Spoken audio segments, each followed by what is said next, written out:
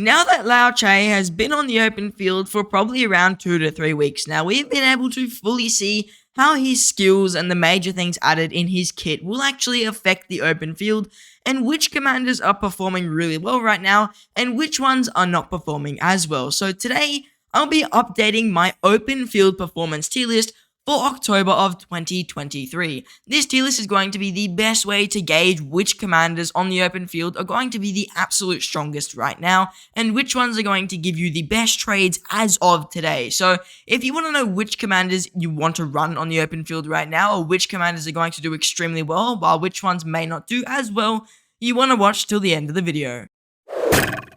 So now let's start off by discussing how I really rank these commanders, and the first way I really rank them is for the open field, are they bringing you unique stuff such as debuffs? Because obviously that's going to add to their open field capabilities. If a commander has really good debuffs and they may not be trading as well, you can often say that they're decent still because those debuffs do still play a very big role. Also, if a commander has AoE damage, that can also add to their points basically, because AoE damage is going to allow them to get more kills. Even if a single target commander may be overall performing better, that AoE damage might bring them more kills. The other thing I like to see when I'm looking at commanders on the open field is just straight up how are they performing. Reports I've seen, battle reports I have personally, battle reports people have sent me. How are these commanders performing on their field? What are their pairs looking like? Are they synergizing really well with current meta commanders to get good trades? And are they in a good enough position where they can get a higher rank? Or are they starting to fall out of the meta and we're not seeing as many people run them, and people who are running them are not really getting good trades? So this tier list is very heavily in on how are they benefiting your meta pool and are they trading good right now, because that's what this tier list is. It's not really investments, but it's more how well a commander's trading in the moment and which commanders are not trading well in the moment, because some will trade well now and some may not trade as well as they used to, especially since smite damage and all of this new stuff has been added, and it's absolutely crazy, and so many commanders got better and so many commanders got worse. Now, with that all out of the way though, let's switch over to the tier list. Strong, and they synergize with a ton of commanders. They're giving you a lot of utility and they're overall trading really well. Really strong are commanders that are really strong. They're doing very good at the moment, but you may not invest in them if your murder ball is built in a different way. So for example, they may be a really good second cav march, but not every player is going to grab a second cav march. Or they may be a very good alternative to one of the best commanders, but then again, the best of the best commanders are still going to be better, and once again, they'd be really good as a second march. Decent when used right, only commanders if you have them as an option available and you don't have any better options, they're going to work. Or if you have a really specific murder ball, they're also going to work in some situations. But almost always are commanders that rarely trade good. You may get a very rare trade that they're okay, but for the most part, they are pretty much bad almost always. And pure trash, never ever get a good trade. They're almost the worst commanders in the game, and anyone who runs them is bound to get a very negative trade almost every single time. Starting off the tier list though, we have Joan Prime, and she's easily a best of the best commander. She's got a double 2000 AoE, which is just insane. Synergizes really well with current meta cav. She's definitely the best cavalry secondary, and she's trading really good, especially if you can get hidden run tactics with her where you hit someone and run away. Dropping a double AoE skill is absolutely insane, and she's definitely one of the strongest commanders in the game right now.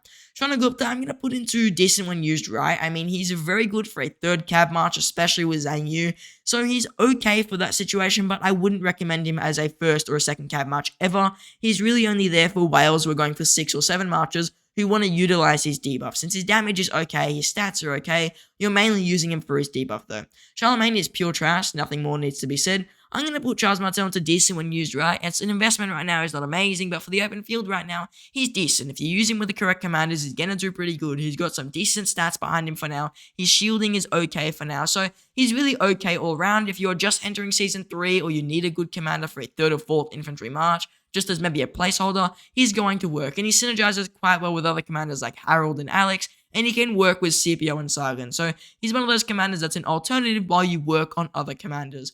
I'm also going to put CJ in decent when used right. He's only really good for like 3 to 4 infantry marches. He's got some okay stats. He's more of a newer commander, but then again, he's not trading too amazingly.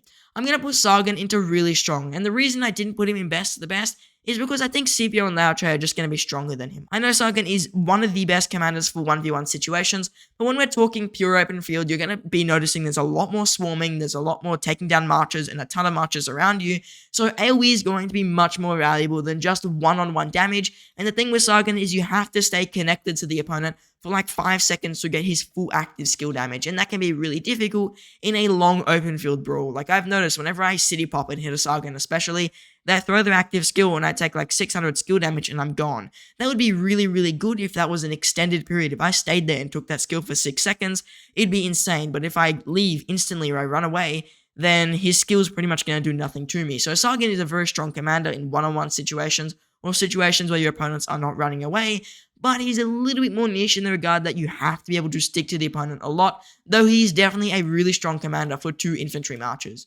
Cleopatra is just gathering. Nevsky is obviously going in best of the best. He's the best primary to Joan Prime, and he's one of the strongest cav commanders out there. Really tanky, lots of damage, lots of stats, and an amazing debuff, and he works in every single murderable. Constantine is bad almost always for the open field. Someone said he can be used as a buffing march on one of my videos. He definitely cannot. He's one of the worst open field commanders in my opinion. The only reason he's not in field trash is because Season 2, he's decent as a garrison, and he's also a somewhat tank commander if you want to tank damage. So if that's somewhat your goal, then he can work, and he's okay with Joan normal. So the epic Joan and Constantine is an okay buff march, but I'm not a fan of Constantine. CPO is definitely a best of the best. He's got an AoE, amazing debuff, lots of stats, lots of march speed. He's got a shield effect, and he's also got extra damage, instant proc. So CPO, one of, if not the best infantry commanders, and he definitely is deserving of that best of the best tier. Then we have Gilgamesh. I'm going to put him probably at the end of this and when used right. Once it all's said and done, he's going to be at the end of that list because he's one of those commanders that if you're an archer main with only going for archer marches, you don't have a CPO prime, his debuffs are really, really good, but he's lacking in damage, very, very much lacking in damage, only dealing like 1,400 direct damage factor on his active skill. His stats are okay, one of his skills is a rally skill, his talent trees are pretty good, and then his fort skill and his expertise are decent. They're very decent, but they're not amazing. There's nothing in his kit that really shouts at me that anyone should really go get him. Only if you are a pure archer account or an account that's looking to get a healthy buff without getting a CPO for whatever reason, he can work. But he's almost in that bad, almost always tier, and I reckon that he's soon going to fall down there. YSS is not really a good garrison. He's definitely not good on the open field, so he's bad almost always. Liu Che, best of the best. He's currently the strongest infantry commander in my personal opinion. He's got insane damage, he's got crazy stats, he's got an amazing expertise, unique stuff in his kit that's never been seen before, and he synergizes really well with Sargon and really well with CPO, and he's got amazing debuffs, including a passive skill or damage reduction. He's basically got everything you want in an open field commander, missing maybe a few things, but his other stats really just make up for it. And then also, like I said before, the reason CPO and Liu Che are above Sargon is because I feel that them together with the double AoE is definitely stronger than the Sargon with Liu Che, but Sargon is almost in that best of the best tier, and he's probably going to remain at the top of the really strong tier. Zenobia is bad almost always for the open field. Same thing with Edward. Edward is really lacking on stats nowadays. I see a very rare trade where he does okay. He's okay with Tamiris, but very rarely will I ever recommend running that march. It's probably one of the worst marches for archers, but if you need the support, it can work, especially if you just want Tamiris' debuff and you don't care about the severely wounded units you're taking. Maybe when his relic comes, this may change. He might move up to decent when used right, but for now, he's going to stick in that bad almost always tier. I reckon he is better than Constantine, YSS, and Zenobia, though. El Cid is probably going to go in pure trash. I never ever see a good trade with someone running an El Cid. His kit is very lackluster. His damage is very low. He's got an okay disarm, but that's not going to make up for everything else. So he's definitely one of those pure trash commanders. Justinian's going to go in decent when used right. If you want to run 3 cav marches, he's going to work, but I definitely wouldn't really recommend him. Flavius is going to go into probably bad almost always. All the garrisons are going to pretty much end up here besides like Gorgo and stuff, so most garrisons will end up here. They're not very good on the open field. Frederick is only really good in KVK1 because his first skill is really strong then, but other than that, he's not an amazing commander for the field. Alex, I was going to put in really strong, but I feel that he's not at the tier where he can keep up with commanders like Sargon. I'm going to put him in decent when used right. If you need a good secondary or primary to Liu Che, and you don't have a Sargon or a Scipio, and you just entered Season 3, and you got an expertise Alex, he's going to work. If you're looking for a 3rd infantry march, he's going to work. And he synergizes really well with commanders like Scipio and Sargon, so a lot of players still run him in their murder ball. And he's not too bad, but he's not amazing. He's definitely not better than most of the commanders and really strong, and he's definitely not better than the best of the best. So I think that's definitely a good place to place him. Then we got Khan, and I think Khan's really just about almost always. Even with his new relic, I don't see many great trades. He's okay maybe if you're running like 5 cav marches, but really I wouldn't recommend him. Hannibal Barca is pure trash. I'm going to put Harold in decent when used right, pretty much right next to Alex. They basically got the same reasoning. If you got a max Harold, he's going to work well with all the infantry commanders, but he's not going to be absolutely amazing. If you're looking for 3 infantry marches, he'll work. If you want 4 infantry marches, you're probably going to run him. So he's decent with a lot of infantry commanders, but he's not absolutely game-breaking. Bertrand, I'm going to put into decent when used right, probably just above CJ. He's a fairly good cav commander if you're running like 3 to 4 marches. He's got some good stats and good damage, but that's it. He's got nothing else in his kit that really stands out. And he is somewhat even squishy nowadays because there's a lot more powerful commanders dealing a lot more damage.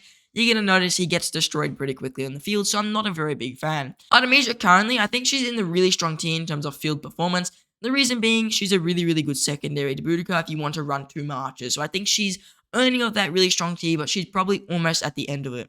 Suleiman is pure trash. I never see him good on the open field. Cyrus is decent when used right. He's okay if you need a good debuffing commander, but I can say personally, after looking more into reports when I'm running him, he's not amazing. He's definitely not bad. His debuffs are pretty good. Sometimes he gets a really good report, but he's not a very consistent commander, and I'm saying I'm still a fan of him, but I wouldn't really recommend him to most players. Guan Yu, I'm going to put in decent when used right, and the reason is because I think he's in the same boat as Alex and Harold. If you don't have a Sargon, if you don't have a CPO and you don't have a Liu Che, Guan is a commander you can pull out. He's going to work somewhat decently with most of those commanders. His debuff is really all you care about nowadays, and if you still run him, he's going to do decent. I don't really see many Guan CPO reports that are that amazing anymore, especially if he gets hit. The March just absolutely melts. So Guan CPO is just not on par with Liu Che. It's not on par with CPO, and Guan himself is probably not even on par with Sargon. So I'm going to put him in that decent when used right here.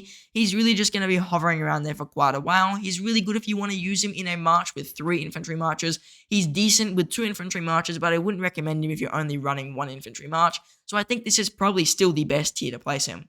And about Liu Che being in really strong, I think he's a very, very strong second cab march. He's got really, really good stats for the most part. His damage is pretty nice, but he's got some complications with his kit having to leave the city and wait 30 seconds and stuff like that. So he's a little bit frustrating to use, but if you use him correctly and you use him in the right situations, he's probably going to be the second best cavalry primary commander.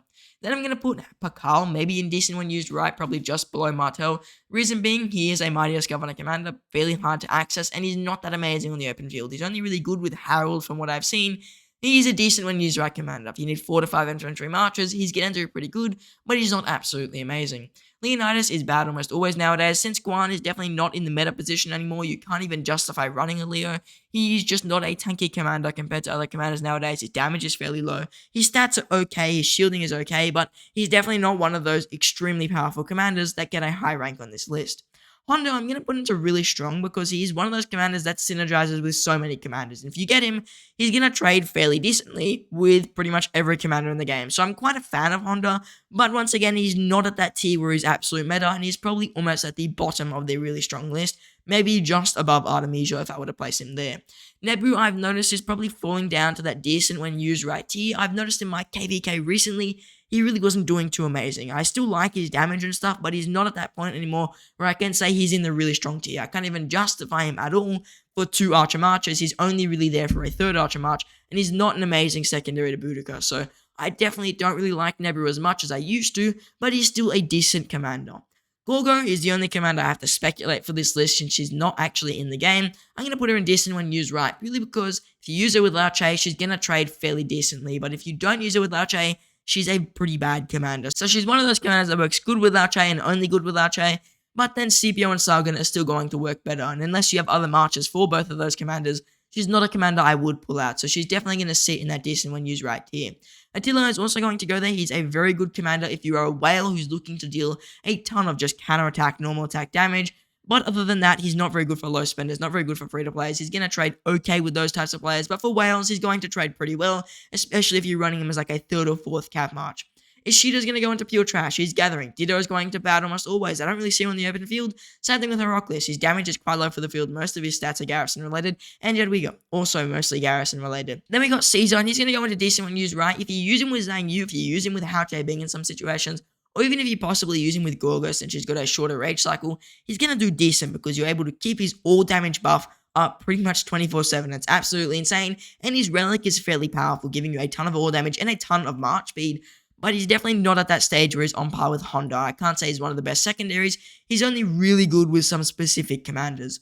Lubu you can't even access and he's very bad on the open field. Mehmed I'm going to put maybe just above the Caesar because I think that they're pretty much the same thing, except Mehmed is a little bit more universal, but he doesn't work as well like in certain situations. So Caesar's going to trade better than Mehmed in some situations, but Mehmed's going to be a more all-round consistent commander. So I think Mehmed's a really, really good version of Honda for free-to-play low spenders. I might actually bump him up a little bit, probably just above the Bertrand right there. He works really good with CPO, really good with Liu Che at the moment. He works decently with Sargon. Most commanders, when you first unlock them, and Mehmed's going to be a decent secondary if you are looking to get other commanders for them. Minamoto is probably going to go into really strong, to be honest. I think he's one of those cav commanders that you can access super easily, and he has a lot of damage. He's got an amazing relic, and he works really well with a lot of cav commanders. I can't really put Mina into decent when used right. I think for cavs, he is quite strong at the moment, very easy to access, and a very, very powerful commander on the open field. I can't justify putting him any lower. Mulan is a decent when used right commander. When put with Trajan, she works pretty good. Otherwise, she's not really going to work that amazing. So she's only a whale commander. Most whales probably won't even use her at the moment. But if you do, she's going to do decently. She's not going to be bad. But then again, if you have 7 meta DPS marches, they are actually going to be better than a Mulan with a Trajan. But if you don't have 7 DPS marches, then a Mulan with a Trajan is going to be a very strong combination for that support march. Then we got Liu Che. He's easily best of the best. His damage is insane. He's got really, really good stats. He is the meta archer commander, in my opinion, the strongest archer commander, especially if you put him with a good secondary. So I'm a big fan of Zulang, and I think he's deserving of that best of the best tier.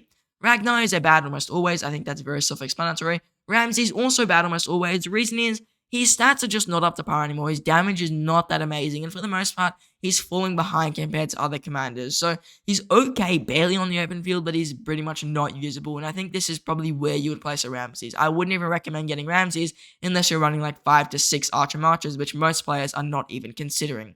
Richard is also going to go into bad almost always. For the open field, he's just not amazing. His damage is definitely very, very low. He's just there to tank stats. He's pretty much like a more exaggerated version of Constantine. So I'm not a big fan of Richard. He works good in KVK 1 and 2, but other than that, he's definitely not on that top tier of commanders, and I wouldn't recommend running him past Season 2. Saladin's going to decent when used right. I think it is fairly justifiable to put him in this tier because he is fairly decent if you use him correctly. If you use him in specific murdables, if you need that march speed reduction or that skill damage reduction, or just a fairly tanky cav commander all around, he's going to work, but he's definitely not at that meta tier.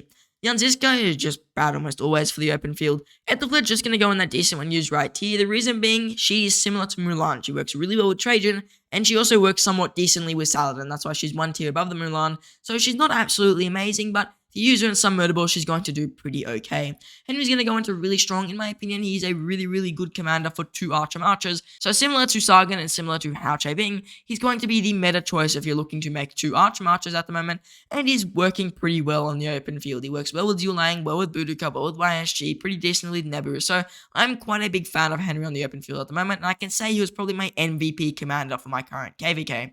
Moctezuma is trash. I'd put both of the siege commanders in the decent when used right. If you're looking to run them on a farm account, they're going to be pretty decent, but they're definitely not absolutely game-breaking. Tarek, I'm also going to put into really strong because if you're looking to run an extra infantry march, he's going to be a very, very strong commander. If you're looking to run 2 to 3 infantry marches, he's going to work quite well. He might even be on par with Guan. Maybe I move him down to the decent when used right tier, and he's definitely a strong commander, but he's definitely not game-breaking. Maybe he's just a tad bit above Guan. Then again, I wouldn't say that they are really that far apart. They're probably even equal for all I know, so I would say that Tarek and Guan are fairly equal in that tier, but they are fairly good when they're used correctly. Thutmose is probably a bad almost always commander. He's okay with his relic, but other than that, he's not too amazing. I'd probably put him just above the Edward here, and I'd put the Richard back a few tiers. Then we've got Pyrus. I'm going to put him decent when used right. A lot of commanders in this tier because they're decent when they are used right. Pyrus works really well with Liu Che. He's a fairly good infantry commander with Scipio and Sargon, but he's not absolutely game-breaking. He's only good if you oddly maxed him in the early game, and most players are not going to be maxing him. I'm going to put Xiao Xiao in pure trash. I really see a good report for him. I also just chuck Theodora in there while I'm at it, and Sundok.